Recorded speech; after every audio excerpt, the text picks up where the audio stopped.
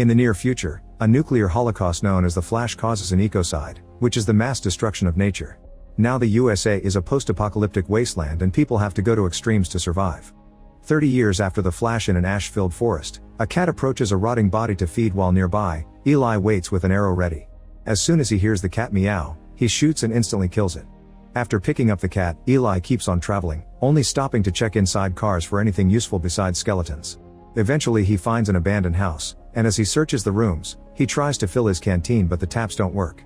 When he opens a closet, the awful smell immediately alerts him of a hanging body, but that doesn't stop him from patting it up for anything useful. Afterward Eli cooks the cat while cleaning his weapons and listening to his old iPod. The smell of roasted meat gets the attention of a rat, who Eli notices when he hears it squeak, and he shares some cat meat with it.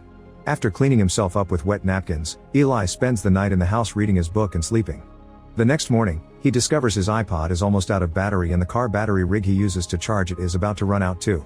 For now he keeps on traveling, and in the middle of the road, he finds a woman with a broken shopping cart asking for help. At that moment he detects a horrible smell and calls out the thugs hiding nearby, noticing it's just a trap. The gang comes out and the leader starts pushing Eli around to rob him, but suddenly Eli cuts off the leader's hand with his machete.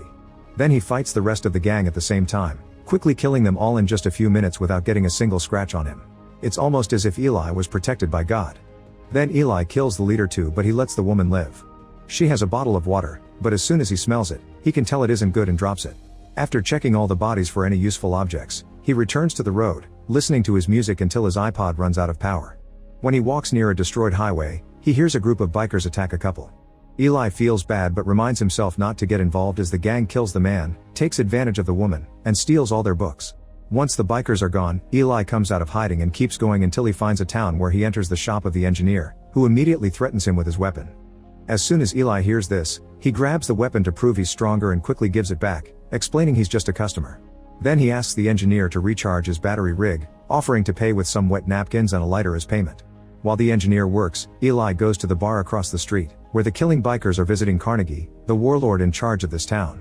Carnegie is looking for a very specific book, so all his henchmen bring him any books they can find, although they can't read the titles because they're illiterate. He takes a look at all the books they've brought today, but what he wants isn't there, so he sends them all to be burned. His mood improves when gang leader Ridridge reveals he's also found a small sample of shampoo, so Carnegie immediately goes to use it on his concubine Claudia, who is blind, so she greatly enjoys the smell and the head massage. Downstairs, Eli pays with gloves and a scarf to get his canteen refilled. While taking out his things, he accidentally touches a cat, causing it to hiss at him.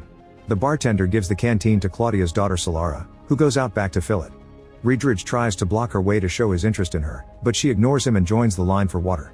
Inside, a gang member gets mad because Eli touched his cat and tries to start a fight, but Eli just slams his face against the bar and tries to leave. At that moment, the rest of the gang attacks him, so Eli has no choice but to fight. With quick movements of his machete, Eli fights all the thugs at the same time, killing them one by one without breaking a sweat.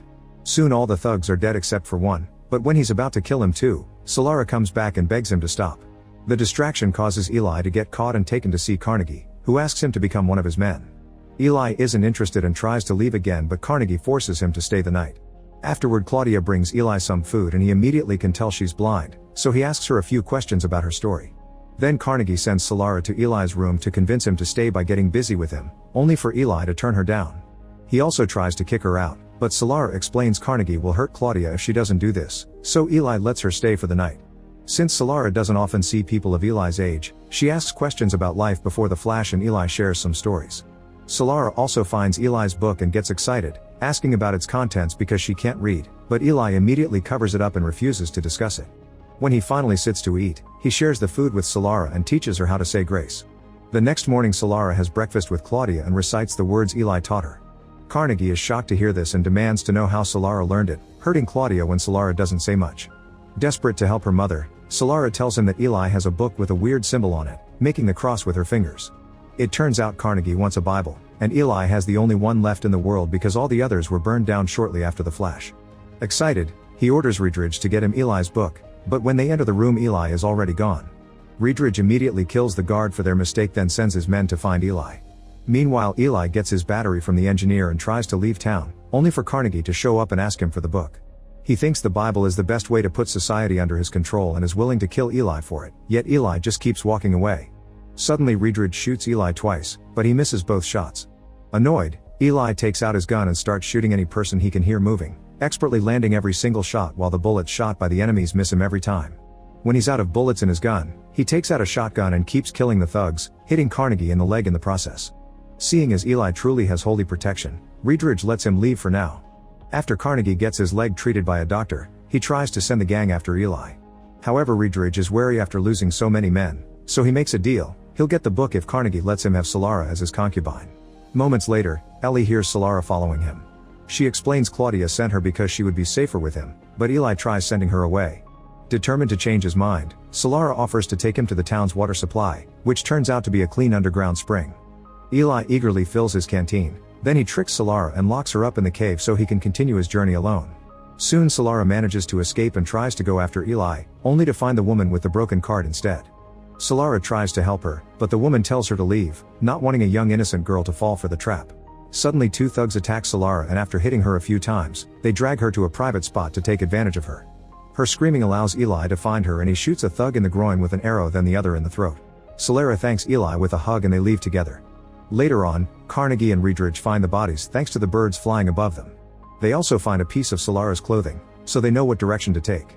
On the road, Eli also hears a bird and uses an arrow to bring it down. While he picks the bird up, he asks Solara to take the wire from his bow. When night falls, Eli and Solara decide to rest in an old cooling tower. Solara asks Eli to read to her, so Eli shares a few lines before putting the book away. Eli also shares that when he found the Bible, a voice told him where to go to keep the book safe and that he would be protected. Then Solara asks him to teach her how to read, but he doesn't respond, so Solara waits for him to fall asleep to try to take the book. However, as soon as she opens the zip, Eli opens his eyes and makes her step away from the bag. The next day the duo keeps on traveling and eventually they find a house with a sign that says no trespassing, but they don't see it and approach the door. Suddenly a trap opens under their feet and they fall into a hole before the door opens to reveal Martha and George, an armed elderly couple who have lived in this house since before the Flash. They ask why they didn't obey the sign, and when Eli apologizes with kind words and manners, they decide to let them in. At first the chat goes well and they share some lovely tea. However, things get awkward when the couple shows them the backyard where they keep all the bodies of those who tried to attack their house. Eli tells Solara they should go because the couple are cannibals, and he keeps his gun out to stop them from blocking their way. However, on their way out, Carnegie and his gang arrive in cars. Eli and Solara immediately go back inside and George reveals a huge collection of weapons hiding in the sofa. Using a megaphone, Carnegie tells Eli to send out Solara with the book to avoid a fight. A package flows out of the window and Reedridge rushes to grab it, but instead of the Bible he finds a bomb. He runs to hide right before the explosion happens, blowing up 2 of the cars and killing several thugs. Carnegie's men immediately open fire on the house, and Eli responds by throwing a grenade. An annoyed Reedridge retaliates by shooting a missile and blowing half the house up, killing Martha. Furious, George starts shooting like a maniac and kills as many thugs as he can until the enemy takes out a Gatling gun to kill him and make the others surrender. Soon Eli and Solara are surrounded and dragged out of the house. Carnegie threatens to kill Solara, so Eli has no choice but to tell him he hid the book in the TV. Reedridge retrieves the book and gives it to Carnegie, who lets go of Solara and shoots Eli in the stomach. Eli tries standing up with a dagger in hand, but Carnegie kicks him down and leaves with his men, bringing Solara along. In one of the vans, Reedridge puts Eli's machete on the dashboard while Solara takes out the wire from Eli's bow, using it to choke the driver and causing the van to flip a couple of times until it stops. As the other cars turn around to check what happened, Solara goes to the driver's seat and finds a grenade, which she throws at the vehicles to blow up one more. Then she jumps to the driver's seat and discovers Reedridge has been impaled by Eli's machete. He's still alive and manages to pull the machete out, but as soon as he steps out of the van, he dies. Afterward, Solara drives away and Carnegie decides not to go after her in the last car because he already has the book. When Solara arrives at the house, she can't find Eli, so she keeps driving until she finds him on the road still trying to reach his destination. She immediately puts him in the van and he wraps up his wound with duct tape. After a few hours of driving, they make it to the Golden Gate Bridge, which is broken and can't be crossed. Eli mentions they are close, so they find a rowboat to travel to Alcatraz Island. When Eli is too tired to keep rowing, Solara does it for him. Back in town, Carnegie fails to open the book because it has a very strong lock on it. He calls the engineer to unlock it and gets excited to finally read it, only to discover it's in Braille. It turns out Eli has been blind since the very beginning. That's why he only reacts to things when he hears them, smells them, or touches them. Desperate, Carnegie asks Claudia to read the book for him. Claudia is clearly happy to read Braille again, but she lies to him, saying she's forgotten how to do it. She also explains she can smell his wounded leg and that it's infected, so nobody will respect him anymore. Carnegie checks the bar and discovers the locals are looting it, not to mention his men are fighting each other. so he collapses in despair. Back in Alcatraz, an armed guard receives the duo and Eli convinces him to let them pass by saying he has a Bible. They meet with a curator who has been gathering all kinds of art from before the Flash to preserve humanity's history and hopefully rebuild someday. They don't have a copy of the Bible, so Eli reveals he's memorized it all and starts dictating it so the curator can make his own copy. The task takes a long time, so Eli takes breaks to shave and change into clean clothes. After lots of work, the new Bible is finally completed, and Eli dies at peace from the gunshot wound. Once Eli is buried in Alcatraz's courtyard garden and a bound copy of the Bible is added to the collection, Solara leaves, listening to Eli's iPod and carrying his machete on her way back to her mother. Make sure to subscribe and turn on notifications so you can watch more videos like this. Thanks for watching.